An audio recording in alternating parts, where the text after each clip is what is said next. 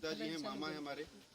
तो और यहाँ पर सारा कुछ हो चुका है। तो इंडस्ट्री में भी हम ये बोलना चाहेंगे, प्लीज़ इस विवाद को कुछ विवाद बनाइए मत, ये खत्म हो चुका है। हम लोग बहुत अच्छे से पंकज से भी माफ़ी मांग चुके हैं, पंकज भी हम लोग से माफ़ी मांग चुका है, खेसारी भैया भी बोल चुके हैं कि हाँ चलो जो हो गया गलती बाबू माफ़ करो।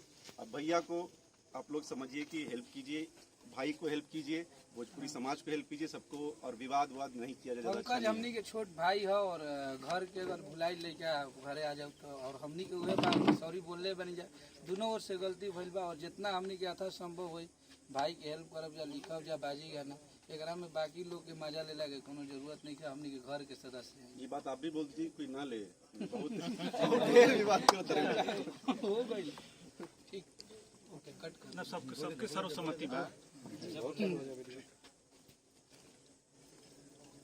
दोनों परिवार की गलतफहमी के चलते ये विवाद भइल हटे। थोड़ा सा समझदारी आदमी रखी तो जीवन में कभी कोनो विवाद ना हुई, समाज बहुत आगे बढ़ी।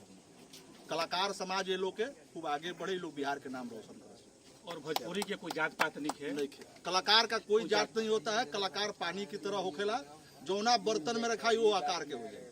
सब लोग के अनुरोध बा, सबसे अनुरोध बा, जितना भी सबको देखा था कि ये पे कोई कंट्रोवर्सी ना करे और कोई भी किसी के विवाद में टीका टिप्पणी से बचे।